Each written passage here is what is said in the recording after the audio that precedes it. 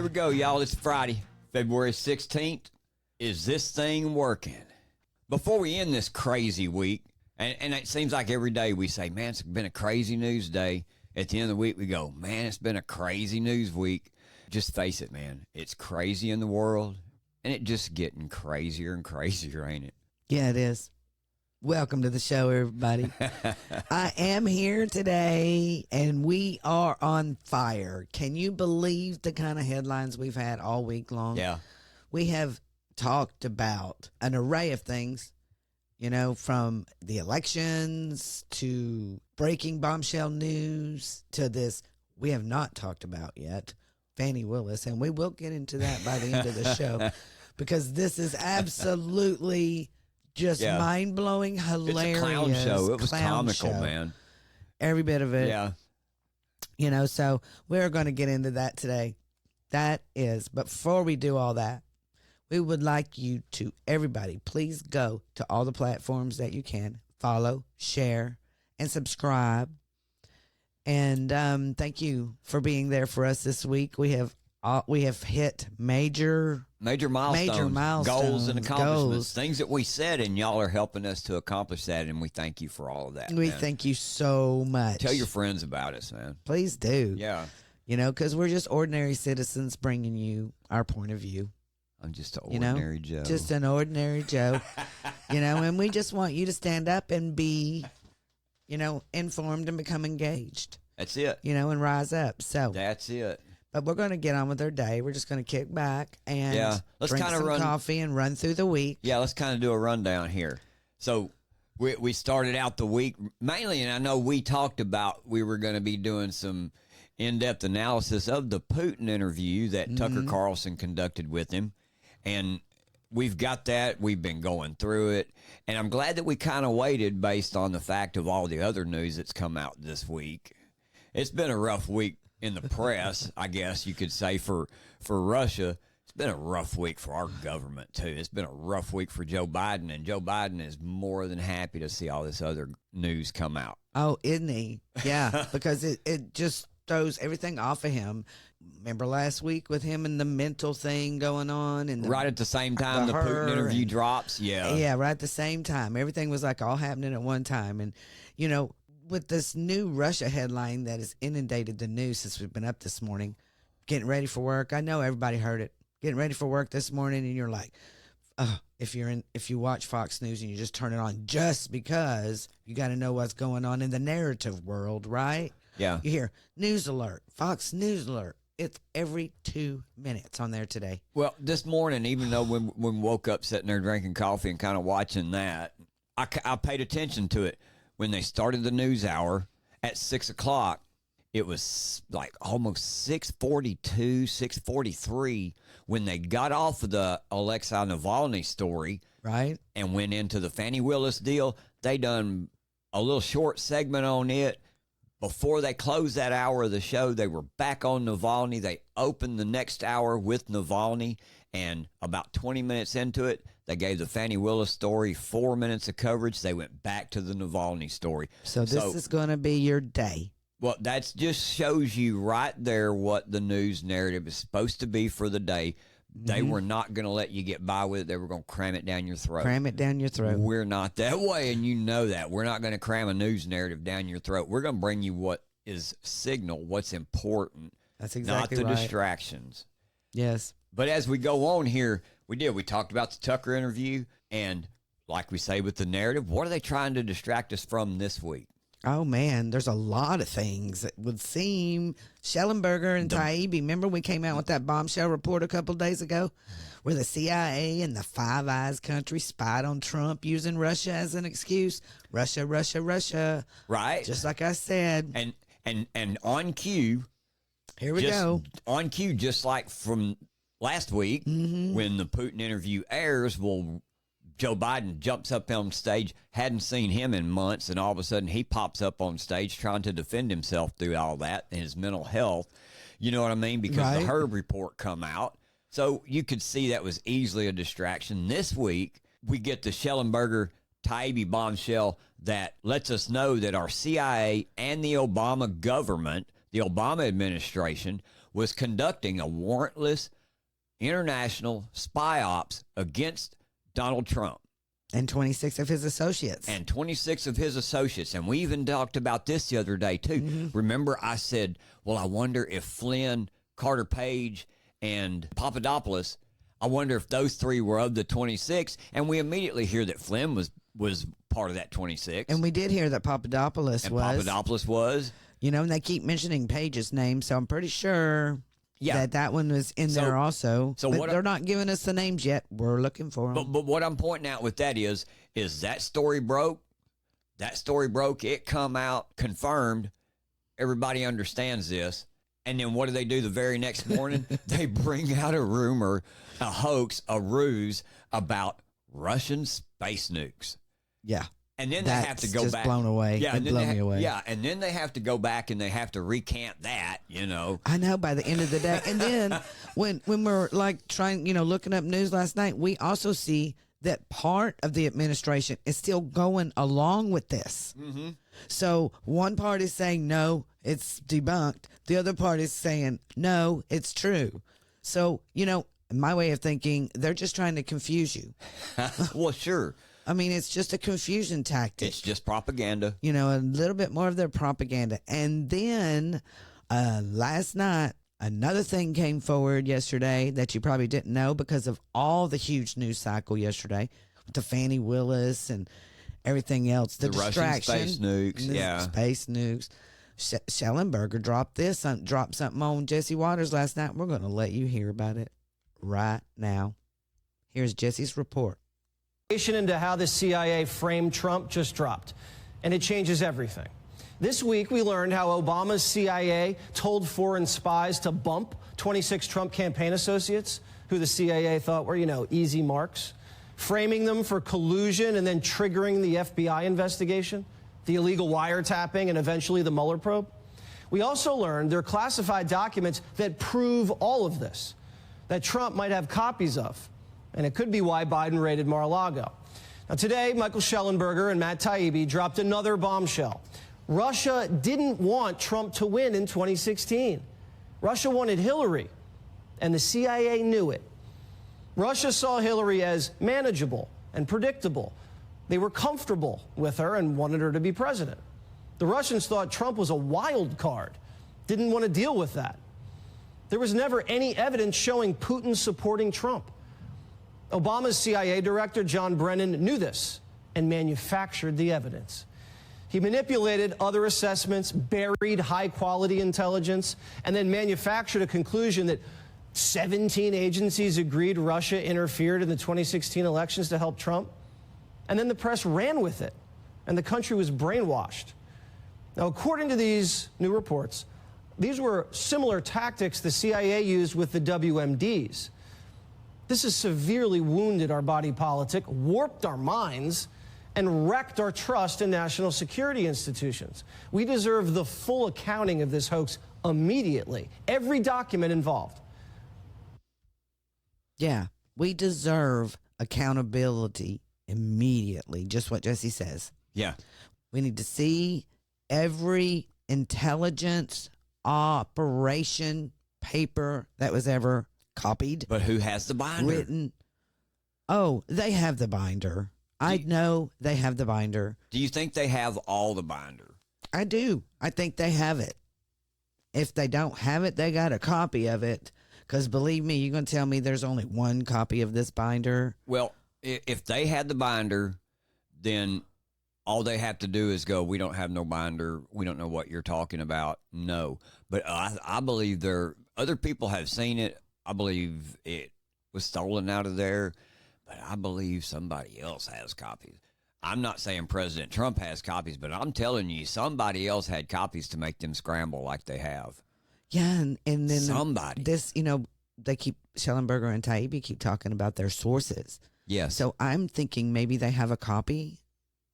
No, last night he was on Waters asking for the copy, asking for a copy. Yeah, he was asking for the copy. So maybe they don't. Maybe that's his way of saying we don't have it.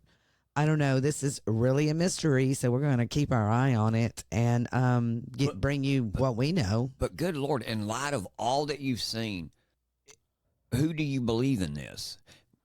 And when I say that, who do you believe in this? I'm asking you, can you really trust your government at all in anything that they tell you? Especially when you wake up this morning after hearing what we heard last night regarding Hillary Clinton. Okay, now I'm going to bring this up. Hillary Clinton was named last night that they knew that Putin wanted her to be the president. She was named. Then we wake up the next morning and someone is dead. Good tie. I didn't think about that. You're right. You know, I mean, that's what I think. That was my first thought when I heard it. I was like, Hillary Clinton, and someone's dead the next day. Carve another notch in the gun. Carve another notch. I'm not saying that she did anything, but I'm saying it's awful weird. And shouldn't we be like talking about this and having a discussion about another dead person after Hillary's name is mentioned? Because Putin's opposition activist, Alexei Navalny, died in prison last night. This was given from the Russian media. And I have an article here, and I'm going to give a little information. The Russian opposition leader, Alexei Navalny, has died in jail, the country's prison service has said, in what is likely to be seen as a political assassination attributable to Putin. That right there already says what we heard this morning on Fox News. Lawrence Jones say. Yeah, Lawrence Jones comes out and goes, well, if you can tell all evidence is leading back to Putin. Really? What evidence? What evidence? Like Putin killed him? That's what he said. Leading back to evidence that Putin will. Well, you have no evidence other than your feeling. Yeah. Keep going. Okay. Yeah. This gets a little crazy. Navalny was 47. Was one of Putin's most visible and persistent critics, was being held in a jail about 40 miles north Arctic Circle, where he has been sentenced to 19 years under a special regime. Last time he was seen, he appeared gaunt with his head shaved. In a statement, the Federal Penitentiary Service for the region where Navalny was incarcerated said that he had felt unwell after a walk and almost immediately lost consciousness. They tried all necessary resuscitation measures, and they were carried out but did not yield positive results. The statement read, the paramedics confirmed the death of the convict. The Kremlin said Putin had been informed of his death but had no further information. Yeah, in contrast to what that statement says about the state of his health, it says right here, too, also, Navalny looked healthy when he appeared by video for a courtroom appeal on Thursday. Speaking from prison, Navalny complained about the frequent fines he received while in a punitive cell in prison and asked the judge to send him some money as my own is running out thanks to your decisions. So you just seen him yesterday and he looked healthy, but he's dead this morning. Yes. So imagine our surprise that this happened the day after more news broke about Russia. And our own corrupt government. And our own corrupt CIA. The CIA, as you guys have noticed, is really running the world. The CIA needs to be gone. They do need to be gone. Yeah. Oh, my gosh. We need to do something. I was wondering, what can we do about the CIA? Yeah. You know? Well, and none of this that Tybee and Shellenberger brought out, none of that even is shocking to me anymore, because I guess my point with that is, like we said yesterday, if you look at the history of the CIA, all you got to do is look back the last 50 years and you can see how they've controlled everything.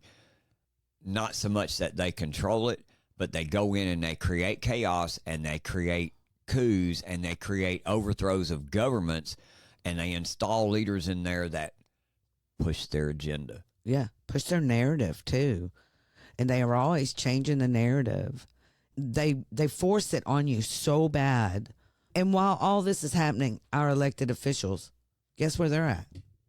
They're in Munich, in Germany right now, sitting there talking about, their great bill that they put forth. Zelensky was there. He did a speech already this morning. What bill is that? The foreign aid package? The foreign aid package. Okay. Yes. So that's why the Senate passed that and forced it through, because they were all going to Munich and they want to just, be so happy. And look what we did. Pat themselves on the back. Yeah. Yes. But as the world reflects on the murder of Alexei Navalny at the hands of Putin, it's worth remembering that Democrats are actively doing Biden's bidding as they also try to imprison his chief political opponent, Donald Trump, remove him from the ballot, and ensure he dies in prison. So, in essence, they're falling over themselves about Navalny by doing the exact same thing here in America to imprison their opponent. What's even more crazy or more ironic is the fact that we're talking about this, a political opponent, a activist or a harsh critic of Putin being arrested based on his criticism of Putin. But at the same time, we've got Biden over here, and this is from a post-millennial article of yesterday, and it says, Alexander Smirnov, 43, was arrested on Thursday at the Harry Reid International Airport in Las Vegas, per a CNN report. It says that on Thursday, Special Counsel David Weiss charged a former FBI informant who claimed President Biden was bribed by Ukrainian oil and gas company Burisma. The indictment claims the informant lied about Biden's alleged role in the business dealings. Wow. Here you go. A harsh critic of Biden gets arrested. Yes. So they can sit there and just drool over themselves about this Putin. The irony and the gaslighting is off the charts. It is these off people, the charts. Man. Yeah. That's why I went. All the January 6th, I just have to mention this because all the January 6th people that were in political prisoners, and yes, they still are political prisoners. Still, 1,300 people have been arrested for their criticism of Joe Biden for an election that they were not happy with. Yes, it was an unfair election. It's like I pointed out at the beginning of the show. We're living in a crazy world, and it just gets crazier every day, every single time. And then we're gonna. Yeah, I want to talk about crazy. We're going to talk about crazy. You and I both know that yesterday was a crazy. I mean, everybody out there that's listening to us. Yeah. Did y'all watch yesterday's Jerry Springer show? Did you? Because we were like, I couldn't do nothing but laugh. We were working on the show. We had it going on C-SPAN here, or Bannon. He's always got it up. And I'm like sitting in here trying to put the show together, just dying laughing. Yeah, it was insane. It was so insane. This Fani Willis misconduct hearing case in Georgia. Oh my gosh! I tell you what, if just the word misconduct, and I know that what it's meaning pertaining to this case, but if you ever wanted to bring a misconduct accusation or anything like that against her, yesterday was sure some misconduct. Boy, howdy, man, she was a piece of work. We have a couple of articles. Man, I tell you, I could play you a variety of clips, but we have seen it over and over and over. And I know you have too. And it's just crazy. We're just going to talk about a couple of points, okay? So I have a media article here talking about legal analyst Caroline Polisi from MSNBC, okay, who we never talk about because they are way left. I read MSNBC all the time. They're hilarious, too. Yeah, they're hilarious. That's about the only thing. They hardly ever tell the truth. But here we go. Yesterday, she declared on MSNBC that new testimony contradicting Fani Willis's claim about her relationship with a colleague was game over for her in the election fraud trial against former President Donald Trump. She said, "Don't let the legalese fool you," she opened. "This is epic. This is monumental. If things are going in the direction we think, Fani Willis lied to the court. It's game over for her. She will be disqualified. If they had a relationship prior to when they represented truth to the court, it's a huge deal. I can't overstate." Not only did she sit there and tell these lies about when her relationship began with him, and not only did she get all that, just she come in there acting like she did. Not only that, but her and him both admitted to tax fraud right there in front of everybody, man. Tax evasion. Yeah. Oh, I pay in cash. and I had piles of cash just lying around. Just lying around. She said, what'd she say? She has that, her dad told her that that she should keep 6 months cash on her at all times. Shouldn't we all? Yeah. They were even asking that, Wade, they were asking Wade, does she carry it in her fanny pack in a fanny pack? And he was like, yes, she always has money on her. Yeah. Cash on her. But another thing that was really funny is she kept objecting to the questions when she was on the stand. Yeah. She kept being, she's not the one that's asking the questions. She's being asked the questions, and she's on the stand being testifying, and she said she's not on trial, even though this is her misconduct trial. Yeah, she it's says, her hearing. I'm not on trial.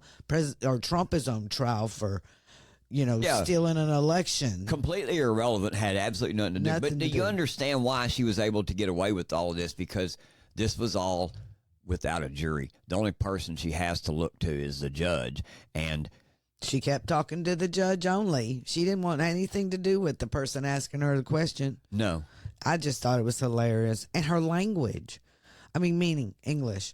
This is supposedly a college-educated woman who was elected to the office of the district attorney. But boy, she didn't seem very educated while she was on the stand, did she? No. But let me tell you, what does this scream? What does all of this scream right here?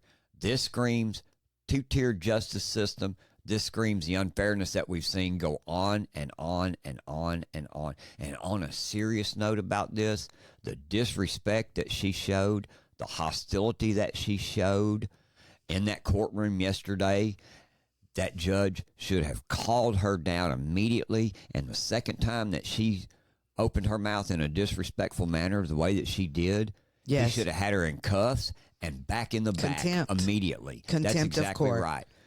That's exactly right. Because she, and the attorney asked, shouldn't she be a hostile witness? And she should have been. And she should have been. She was a hostile witness. Yeah. Yeah, in all seriousness, yeah. So, and what's really crazy is I'm going to bring this up because this is how the narrative is going to try to get behind Fani Willis. Listen at this. Fani Willis had very strong body language during testimony and was all confident, an expert tells Laura Ingraham. Now, this is on Fox News. Okay, now I could see this on CNN. Right. But Fox News all of a sudden is going to take up for Fani Willis when she and everyone else here in the whole United States of America and the world, by the way, are watching this, seeing the embarrassing mess she made of our court system yesterday. And everybody knows that her credibility is shot and that like it said, it's game over for her. And then, like you say, the ridiculousness comes out with the media headlines such as this right here. Yeah. It's just totally out there, every bit of it. But before we move on from this craziness, because it is fun to end the week on a very light note, because it has been a crazy week. But I do want to say this. Kevin O'Leary, he was on the Harris Faulkner show yesterday, and Faulkner asked O'Leary for his take on witness testimony in the Willis hearing. But he chose instead to marvel at Trump's total domination of the media. I just want to read a little bit of what he said because I think this is important. He said, "We wouldn't be watching this right now. What I've learned in the last 10 days, because I get the data every 5 business day cycles because we spend so much money on paid media, unpaid media, social media, buys for cable, buys for network. Trump has done something no one's ever done before. I'm not saying it's good or bad. He has sucked the oxygen out of the room for every competitor he has, including Nikki Haley. Even Biden doesn't get so much network time as he has now. This is extraordinary. If you actually look at the data, he's getting about 80% of the unpaid media. I don't know if you want to call that genius, but that's millions of dollars of free network time for all Trump, all day long, every single second. And here we are, more Trump. I love it. So if we ask the question, is this thing working? President Trump could go, yeah, it's working on my part. Yes, he can. And before we leave for today, we do want to read his statement on this. I thought it was just great way to end the week. Donald Trump on True Social last night at 11:07 p.m. says, they're talking about the Georgia Fani scandal in quotes all over the world. In fact, by far, it is trending number one. I can't believe the Georgia State Judiciary or the governor can be happy about this humiliating embarrassment. It was a fake case from the start, and now everybody sees it for what it is, a major league scandal. The legal pundits, experts, and scholars are all screaming that this witch hunt, which has hurt so many fine people and patriots, should be immediately terminated and permanently erased from everyone's memory. The stench of what happened should shame Georgia no longer. It should get back to greatness and fast. Is this thing working? Rise up. Well, hey, everybody, that's it for today. Thanks for listening, and I hope you've enjoyed the show. Hope you've learned some things about what's going on around us in the nation and in your communities. You know, we couldn't do this without your continued support either. We appreciate all of you showing up, taking the time to listen to us today. So please, like I say, make sure to hit the like button, share our show with all your friends. We'll see you next time on Is This Thing Working? And as always, I'm James, and that's my lovely co-host over there, Denise. and we'll see you next time. We're out.